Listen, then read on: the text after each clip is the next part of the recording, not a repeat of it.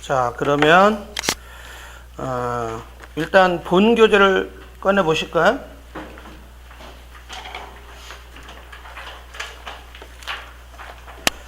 본 교재 꺼내 보시게 되면 12쪽입니다. 12쪽. 12쪽. 12쪽에 선사시대의 전개가 나와 있죠. 그리고 민족의 기원 다음에 구석기 시대가 나와 있어요. 이번에 구석기 시대. 그리고 이제 오른쪽 페이지 보면 신석기 시대가 나와 있습니다. 그래서 구석기, 신석기 시대 나와 있고요. 다음으로 넘겨보시게 되면 이제 경제 부분 해가지고 쭉 구석기, 신석기가 끝나버리죠.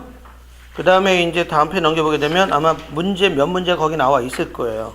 기출문제 중심으로 문제가 나와 있고, 그 다음에 국가의 형성이라고 나와 있죠. 19쪽 보세요. 19쪽 보면 국가 형성이 나와 있습니다.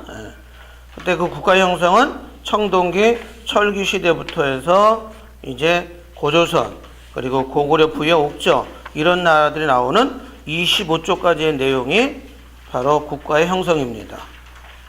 25쪽까지. 그래서 오늘은 일단은 이 25쪽까지는 무조건 끝낼 겁니다. 여기까지 끝낼 거고요. 그리고 시간이 좀 되면 그 이후에 삼국시대에 대한 내용을 조금 언급하고 아마 끝날 것 같습니다. 왜냐면 이제 1시간 앞에 1시간을 이쪽에 오리엔테이션으로 시간을 보냈기 때문에 생각보다는 삼국시대 나가는 게 이렇게 여의치는 않을 것 같아요. 그래서 오늘은 일단 25쪽까지 끝낸다고 보시면 되고요. 여기까지 몇 문제 나온다고요? 3문제는 기본이라는 거 알아두시고 수업을 들으시는데, 교재 중간중간에 보게 되면 뭐 지도도 나와 있고 그림도 나와 있죠. 그죠? 근데 우리 가이드 시험은 지도나 그림 문제가 거의 안 나옵니다. 거의. 그냥 어쩌다 한번 그림이나 지도 한 문제 나오는데, 지도 문제는 지금까지 딱 2번밖에 안 나왔습니다. 지도 문제는. 그리고 그림 문제는 그나마 간혹 나오는데 작년, 재작년에 안 나오다가 금년에 살짝 한 문제 나왔습니다. 그림 문제가. 그래서 우리가 수업 시간에 진행하다 보면 그 그림과 지도에 대한 부분은 제가 중요하다는 것만 일단 말씀드릴 겁니다. 왜냐하면 그림 문제가 나왔을 때는 우리가 또 대비를 해야 되는 거니까요. 지도 문제나. 그래서 그것들도 이제 제가 필요하다는 것만 말씀을 드릴 겁니다. 자, 그래서 지금 우리가 25쪽까지는 국가 형성이 있죠? 그 부분 중에 구석기부터 신석기, 청동기, 철기시대는 지금 오늘 나눠드린 요 프린트물로 진행을 하고요. 거기 관련된 보충 자료들과 사진 이런 것도 이따가 본교재로 확인을 하도록 하겠습니다. 그래서 지금 수업은 프린트를 꺼내 놓으시기 바랍니다.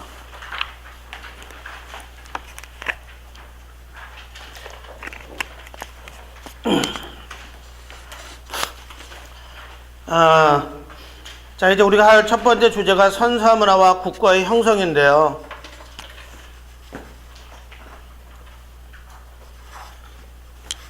이 앞에 사실은 이 교단이 있어야 되거든요. 제가 살짝 올라가야 돼. 근데 이 제 신장의 컴플렉스를 지금 느끼고 있는 중이라 위쪽 맨 위까지 못 올라가요. 그래서 아까 그랬어요. 여기 담당자한테 나의 키를 높여줘. 수업하기 힘들어. 그랬더니 좀 며칠 참으시죠. 그래서 그래, 내가 참는다 그랬거든요. 그래서 맨 위에는 안 쓸 거예요. 요걸 여러분들 한번 잠깐 필기 좀, 거기 선사문화와 국가의 형성 옆에 여백 있죠? 제목 옆에 하얗게 여백 있죠? 거기에다가 잠깐 간단하게 하나 필기해 보시기 바랍니다. 우리가 이제 그 국사를 공부하시다 보게 되면 시대에 대한 어떤 기본 관념이 필요한데, 일단은 선사문화와 국가 형성에서 필요한 것은 이 시대를 구분하는 기준이 있어요. 그 시대를 구분하는데 우리는 어떻게 하냐면 선사시대와 그리고 역사시대로 구분을 하게 됩니다. 선사시대와 역사시대. 그 선사시대와 역사시대를 구분하는 기준이 있어요. 그 구분하는 기준은 바로 문자로 기록이 남아있느냐 아니냐에 따라 차이 있어요. 문자로 기록이 남아있지 않은 시대를 우리는 선사시대라 부르고 문자로 기록이 남아있는 시대를 우리가 역사시대라고 부릅니다. 그러면 문자로 기록이 남아있지 않은 선사시대는 그때 사람들이 어떻게 살았는지를 알 수 있는 근거 자료가 없잖아요. 그러면 그들의 삶을 우리가 확인할 수 있는 유일한 건 바로 뭐예요? 바로 유물이고요. 유적입니다. 도대체 걔네들이 어떻게 살았는지를 알 수 있는 유일한 증거 자료는 유물과 유적밖에 없습니다. 그 유물은 그들이 사용했던 뭐예요? 물건이고요. 유적은 그들이 살았던 흔적입니다. 그걸 가지고 하기 때문에 사실은 자료가 있든 없든 간에 역사는요, 한마디로 뭐예요? 추측이에요. 아마 이랬을 것이다. 그걸 이제 많은 역사학자들이 그 추측을 정리해서 결론을 내려버린 거죠. 그렇기 때문에 이 선사시대는 기록이 없기 때문에 유물 유적을 통해서 그들의 삶을 파악할 수 있는데, 이 시대는 다름 아닌 바로 구석기, 신석기 시대입니다. 한마디로 짱돌 갖고 놀던 시대가 선사시대예요. 반면에 역사시대는 기록이 남아있다고 그랬죠? 그 기록이 남아있는 역사시대는 언제부터냐 그러면 청동기 시대부터 우리는 역사시대라고 얘기합니다. 청동기 시대 이후를. 그 이후는 언제까지예요? 오늘날 지금까지예요.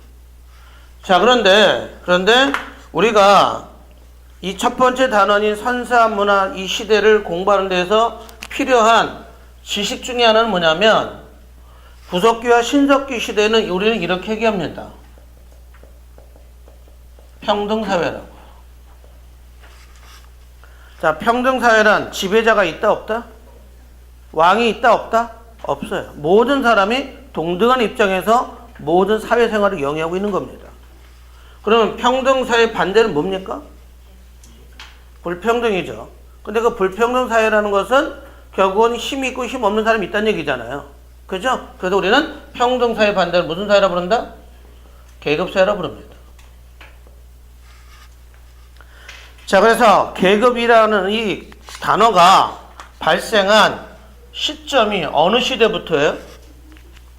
청동기 시대부터입니다. 그래서 제가 오늘 수업하면서 가장 많이 사용하는 단어가 부터예요. 부터. 그 부터란 말은 뭐예요? 언제부터냐는 얘기잖아요. 그러면 구석기, 신석기 시대에는 계급이란 말이 나오면 돼요? 안 돼요? 절대로 안 되는 거예요. 자, 여기서 계급이 발생했다는 이야기는요, 계급이 발생했다는 얘기는 결국은 위와 아래의 구분이 생겼다는 얘기잖아요. 그러면 누가 등장했다는 얘기예요? 지배자가 등장했다는 얘기예요. 그 지배자를 우리 국사에서는 군장 또는 족장이라 부릅니다. 뭐 부족장 다 같은 말입니다. 그런데 이 지배자인 군장, 족장은 자기의 백성들을 효율적으로 통치하기 위해서 뭔가 조직적인 체계가 갖춰 있으면 한마디로 통치하기가 편하겠죠. 그래서 바로 그 지배자는 국가라고 하는 조직을 만들게 됩니다. 국가. 그래서 여러분들 여기서 계급이 발생하고요, 지배자가 등장합니다. 근데 초기의 지배자는요, 왕이라는 개념을 쓸 만큼 절대 권력자는 아닙니다. 그리고 지배자가 등장하면서 뭐가요? 국가가 등장합니다. 그래서 여러분들은 요 동그라미 1, 2, 3번 요 세 가지는 전부 다 어느 시대부터예요? 청동기 시대부터입니다. 구석기, 신석기 시대는 이 세 개의 단어는 절대로 존재할 수 없습니다. 이해되셨죠? 그러면 우리나라의 최초의 국가는 뭐예요? 우리나라 최초의 국가는요? 고조선이죠. 그죠? 그러면 고조선은 무슨 문화 단계에서 바로 세워진 나라일까요? 그래요. 그래서 이 청동기 시대에 성립된 우리나라의 국가인 고조선은 바로 청동기 문화를 배경으로 성립된 최초의 국가가 되는 거예요. 근데 우리는 청동기 시대 다음이 무슨 시대입니까? 철기 시대죠. 그래서 여러분들이 고조선은 철기 문화를 배경으로 세워졌다고 그러면 틀리는 거예요. 그래서 고조선은 무슨 문화를 배경으로 해요? 청동기 문화를 배경으로 세워진 최초의 국가입니다. 그래서 시험 문제에서 그런 식으로 보기가 나와버리거든요. 그런 식으로. 자, 그래서 여러분들은 오늘 수업을 진행하면서 제가 여러 차례 강조하겠지만 계급 발생한 거 언제부터냐? 지배자는 언제냐? 국가가 언제냐? 이건 계속 물어볼 겁니다. 그 때문에 이 세 가지는 무조건 청동기 시대 이후라는 거죠. 자, 그러면 이제 우리는 구석기 시대부터 이제 진도를 나가도록 하겠습니다. 자, 거기 보시게 되면 프린트물 보실래요? 그리고 교포님들 같은 경우에는 제가 수업을 진행하다 보면 이렇게 필기라면서 설명도 하지만 이 프린트에 있는 내용이나 우리 본교재에 있는 내용 가지고 제가 읽으면서 설명을 또 하기도 합니다. 그때 제가 이제 밑줄 치세요. 그럼 밑줄 치라고 하면은 무조건 파란색으로 밑줄 치십시오. 별표하라고 그러면 빨갱이로 하고, 제가 뭐 동그라미도 하고 뭐 이런 얘기를 할 겁니다. 그냥 저는 인터넷에서 그 동영상 강의하는 것처럼 할 것 같으면 저도 그렇게 할 수 있는데 그게 사실은요 현실적으로 도움이 잘 안 돼요. 왜냐면 보기만 한 거거든요. 근데 수업은 자기가 자꾸 뭔가 하는 능동적으로 뭔가 지금 손 운동이 있어야 돼요. 그래야지 수업에 집중력도 생기고 덜 졸리거든요. 그래서 좀 자꾸 그렇게 아날로그 방식으로 하고 있습니다. 그래서 별표하세요 그러면 빨간색으로 하는 겁니다. 그 때문에 제가 읽어나가면 여러분들은 그 읽어난 부분에 맞춰서 거기에 잘 따라오셔야 됩니다. 특히 교포님들은. 그래서 어떻게 왔다 갔다 보면 벌써 난 다른 데 하고 있단 말이에요. 집중 잘 하셔야 됩니다. 자, 구석기 시대 볼게요 그러면. 자, 구석기 시대는 지금부터 몇 년 전? 약 70만 년 전에 시작됐습니다. 중국은 뭐 100만 년 전부터 시작됐다고 하는데 우리는 일단 70만 년 전을 보고 있습니다. 자, 구석기 시대 석기가 바로 석이 무슨 석자입니까? 돌석자죠? 그래서 돌 갖고 모든 것을 먹고 살던 시대입니다. 자, 먼저 구석기 사용했던 도구는 뭐가 있다? 유물 볼까요? 유물? 첫 번째는 무슨 도구? 뼈도구. 짐승의 뼈를 이용해서 도구를 사용했다는 얘기예요. 뼈도구 나와 있죠? 두 번째는 뭔 석기? 밑줄자 뗀석기. 그래서 구석기 시대에서는 지금 뗀석기가 핵심입니다. 뗀석기에다 밑줄 치세요. 그 뗀석기는요 커다란 돌멩이에서 필요한 것들을 떼어낸 거예요. 돌. 여러분들 돌 던지면 어떻게 해야 돼요? 부딪히면 깨져버리죠. 그 깨져나간 조각들 있죠. 그 조각들을 이용해서 각종 도구를 사용하는 게 바로 뗀석기란 말이죠. 자, 그런데 그 뗀석기도 종류가 여러 가지가 있습니다. 그 밑에 두 번째 점 볼까요? 뗀석기 중에서도 주먹도끼, 찢기, 찌르개, 뭐 이렇게 자꾸 찌르고 찍죠? 그죠? 거기다 무슨 돌? 팔매돌이 있습니다. 팔매돌이 뭐냐면 우리나라 사람들이 이런 말 합니다. 돌팔매질을 한다고 그래요.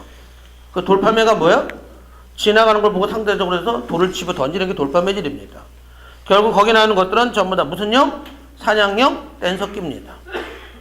사냥을 목적으로 만든 뗀석기 도구라고요. 자, 그 다음에 글깨와 밀깨가 나와 있죠. 밑에 글깨, 밀깨는 음식을 만들 때 사용된 조리용 뗀석기입니다.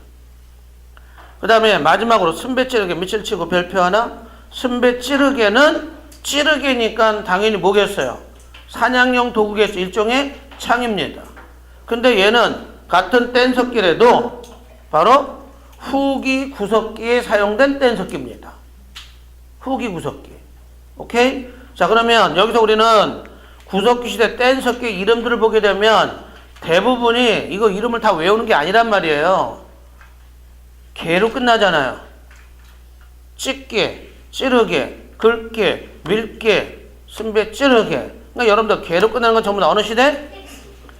구석기 시대 뗀석기로 외우시면 돼요. 단 걔네들의 이름을 보면 여러분들이 이게 어떤 용도로 사용되는지는 알 수는 있어야 되겠죠. 그죠? 그 정도로 정리할 겁니다. 자, 그 다음에 세 번째 나와 있는 유적지입니다. 유적지는 그들이 살았던 흔적을 남겼던 장소죠. 주로 그들이 살았던 집이겠죠. 구석기 시대입니다. 여러분들 약 70만 년 전이에요. 그 유적지가 여러 개가 있는데 그 중에서 여러분들은 세 가지는 외우셔야 됩니다. 첫 번째, 단양금굴 밑줄. 단양금굴이 중요한 이유는 바로 우리나라에서 뭐래요? 최고라고 나와 있죠. 이 고자가 무슨 고자입니까? 옛 고자, 오래될 고자죠. 우리나라에서 구석기 유적지 중에서 가장 오래된 유적지가 단양금굴이에요. 얘가 바로 70만 년 전에 구석기 유적지예요. 그렇기 때문에 얘가 발견되면서 우리나라의 구석기 시대가 몇만 년 전으로요. 70만 년 전으로 연도가 확정된 거예요.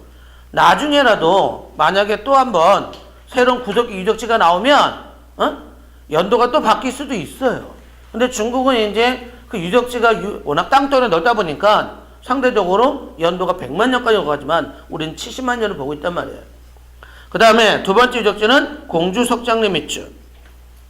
이 공주 석장리 유적지는요, 우리가 구석기를 크게 세 개의 시기로 나눠요. 전기, 중기, 후기 세 개로 나누게 되는데, 그 중에 석장리 유적지에서는요, 석장리 유적지에서는 전기에서 구석기 시대 후기까지의 유적이 함께 다 발견되고 있습니다. 그게 뭐냐면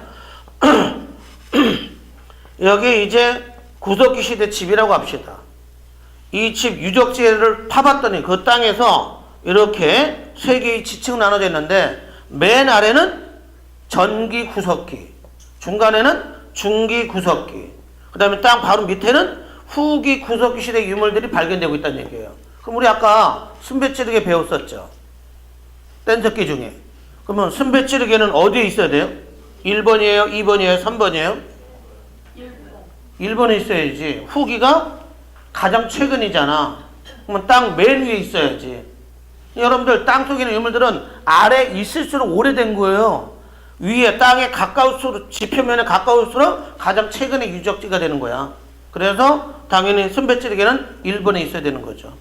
그죠? 그래서 석장리 유적지는 전기, 중기, 후기 모든 시대 유물이 함께 발견된 장소로 유명합니다. 그것 때문에 중요한 거고요. 그 다음에 가장 중요한 건 연천 전곡리 밑줄 치고 별표들. 얘는 시험에 2번이나 나왔습니다. 2번이나. 그 이유는 가로 안에 있는 유물 때문입니다. 유물의 제목이 뭐야? 유럽 아슐리안형 주먹도끼에다 밑줄 쫙 치시고요. 하여간 전곡리 유적지는 무조건 별표 2개입니다.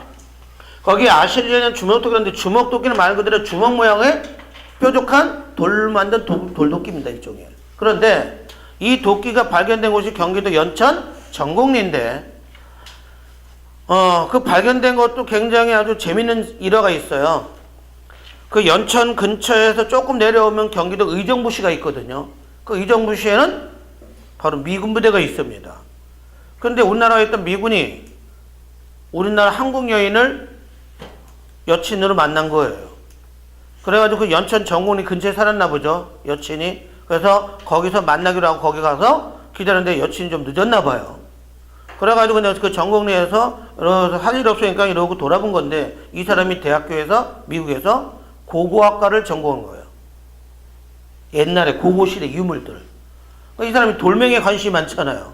이러고 봤더니 자기가 학교에서 배웠던 돌멩이가 비슷한 게 있는 거야. 그게 바로 주먹도끼였어요. 근데 자기가 학교에서 배운 그 주먹도끼는 유럽에서 발견된 걸로 배웠는데 그 유럽에서 배운 주먹도끼하고 똑같은 게 우리나라에서도 발견된 거예요. 그래서 유럽의 아슐리안 지방에서 발견된 주먹도끼하고 비슷한 주먹도끼가 발견된 게 연천 전곡리입니다. 그래서 우리는 유럽 아슐리안형 주먹도끼가 발견된 장소는 어디? 연천 전곡리입니다. 알겠습니까? 그래서 굉장히 중요하고 시험 2번이 나왔었어요. 3년 전에는 제가 이거 미치쳐라 별표라 무조건 나온다. 바로 나왔거든요. 실제로 그렇습니다. 자, 그 다음에 두 번째, 그 나와 있는 청원 두루봉 동굴 나와 있죠? 자, 거기 동굴에다 동그라미. 청원은 여러분들 충청북도입니다. 충청북도 청원인데요. 거기 동굴에서 유물이 발견되었어요. 동굴에서 유물이 발견되었다는 얘기 여러분들은 생각하셔야죠. 구석기 시대 사람들은 어디에서 살았다? 동굴에서 살았다는 얘기예요. 그래서 제가 여러분들 동굴 유적지 이렇게 하나만 넣어놨습니다. 그거 말고도 몇십 개가 더 있어요, 당연히. 근데 동굴 유적지 다 쓸 필요는 없고 그 중에 중요한 청원 두루봉 동굴만 유적지로 제가 써놨습니다. 그래서 여러분들 동굴이 나오면 무조건 어느 시대? 구석기 시대로 가는 겁니다. 근데 이 두루봉 동굴에서는 특이하게 뭐가 발견되었다고요? 어린 나이에 인골 뼈가 발견되었어요. 어린 나이에 뼈가.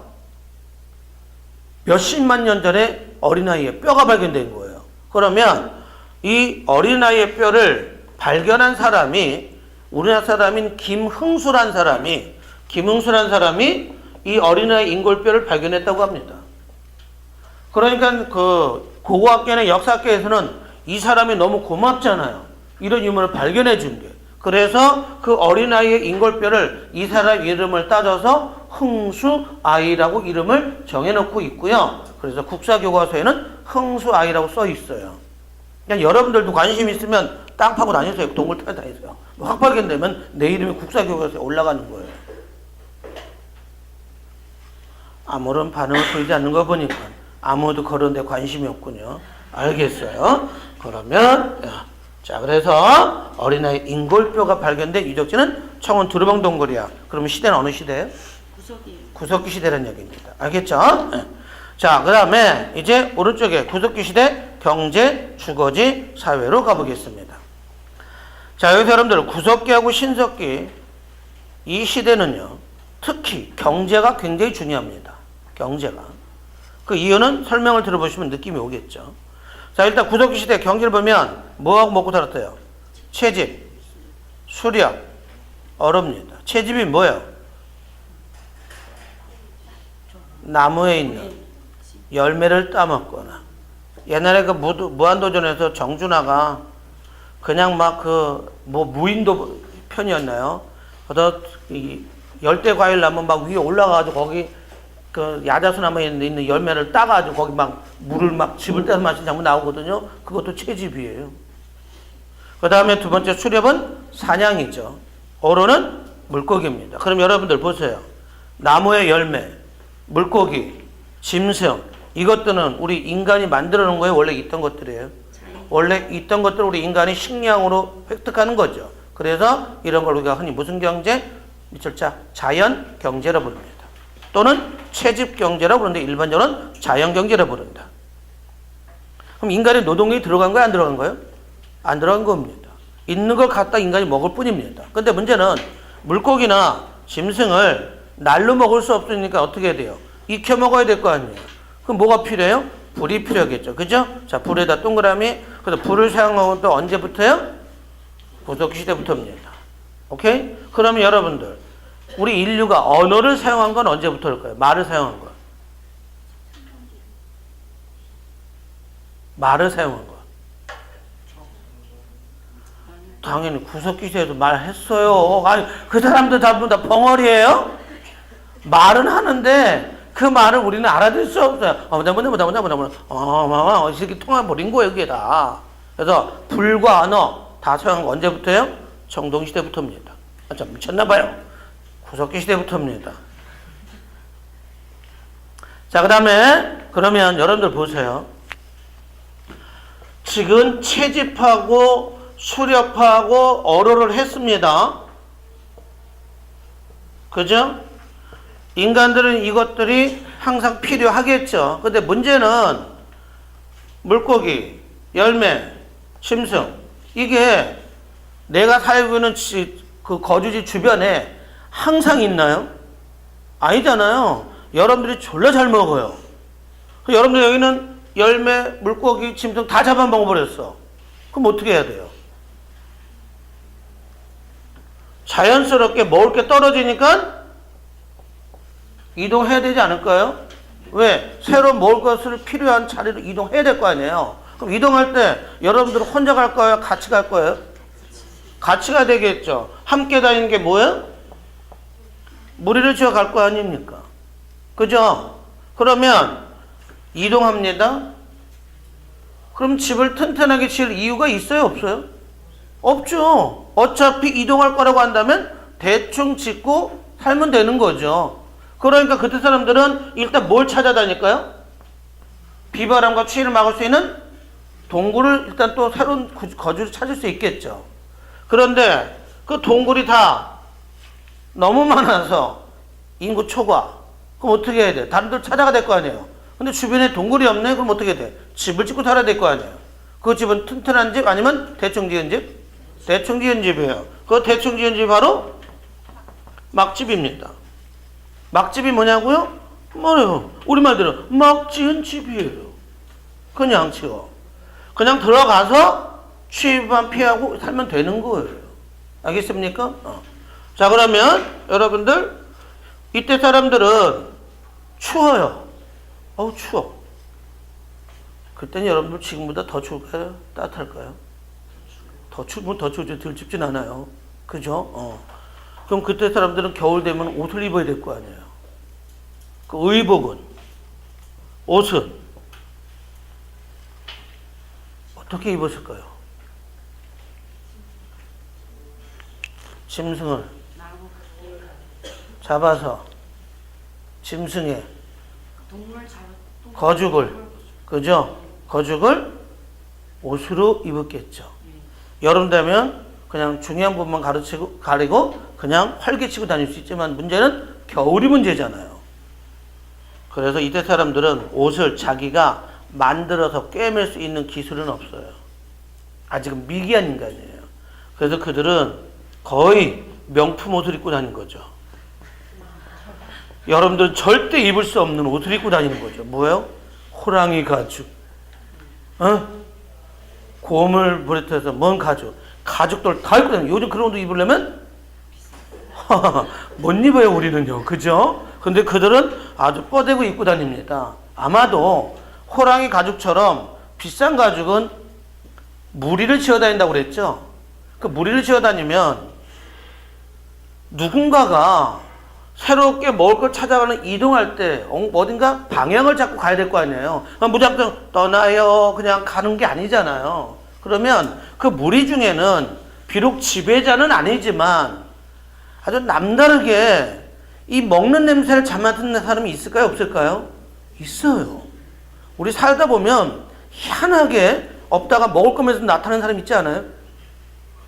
꼭 있죠. 그죠? 우리 집에 있는 자식들께도 그냥 맨날 놀고 다니다가 뭐 먹을 거 찾는 사람은 그때 갑자기 나타나. 먹을 거야 하고 딱 들어오잖아요. 그것도 능력자예요. 다시 말하면 무리를 함께 다니긴 하지만 그 무리 중엔 분명히 지도자는 있을 거예요. 이 지도자는 지배자의 개념은 아니란 말이야. 이 사람들을 이끌어갈 수 있는 능력을 갖고 있고 그 어디로 이동해서 하면 먹을 거 사는 것이 충분한지를 안내해 줄 수 있는 그런 능력은 있지만 지배자의 개념은 아닙니다.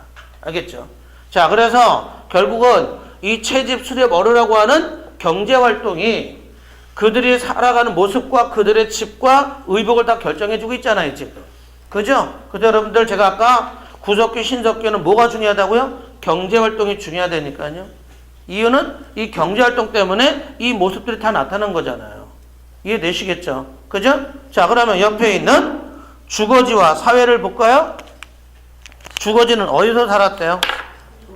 동굴 나면 무조건 후석기야.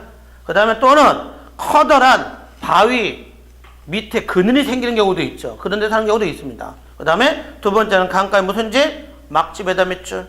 근데 그 막집은 구석기 시대 처음부터는 아니고 언제야? 후기 구석기 시대부터. 그러면 후기 구석기 시대 사람들은 거의 대부분 어디서 살았다는 얘기예요? 동물에 살았다는 얘기예요. 웬만한 곳에는. 이해되시겠죠? 자, 그 다음에 사회를 볼까요? 사회생활은 무슨 생활해요? 무리 이동생활하죠. 이유는 뭐 때문이야? 먹을 게 떨어지니까 새로운 것을 찾아서. 그죠? 그런데 이때는 여전히 무슨 사회야, 미술자? 평등사회야. 대신에 그 무리들 중에서 이동하는 데 따르는 여러 가지 지식들을 안내줄 수 있는 뭐의 개념은 있어요? 지도자는 있어요. 그 지도자는 보통 나이 많은 연장자는 좀 똑똑한 사람이 지도자가 되겠죠. 그러나 그 지도자는 뭐가 아니다? 지배자는 아니라고 그랬어요. 알겠습니까? 그럼 생각해 보세요. 그 무리는 대부분 어떤 사람들일까요? 나하고 모르는 사람들 아니면 나하고 아는 사람들? 아는 사람들. 아마도 무리를 이동한다 하더라도 숫자가 많아요, 적어요? 적을 거 아니에요. 내 가족들일 거야, 대부분. 그러니까 그 지도자도 그러니까 지배자가 아닌 거죠. 같은 평등한 사람이 되는 거죠. 이해되셨죠? 그럼 보세요. 지금 주거지와 사회는 경제 때문에 제가 설명드린 게 그대로 나와 있잖아요. 제가 이런 걸 왜 보여드리냐면 일단 우리나라 한국 사람들 얘기할게요. 한국 사람들이 국사를 공부하시는 분들은 아마 젊으신 분들은 아마 알 거예요. 학교 다닐 때 국사 공부 졸라 빡쳐. 아우 정말 외울 거 졸라 많아. 아 정말 이걸 꼭 해야 되는 거야? 하라니까 해야겠지. 그래 보신 분들이 있어요. 근데 왜 공부를 하는데 국사를 어려워했냐면 그냥 외웠걸랑요. 그냥 외워요.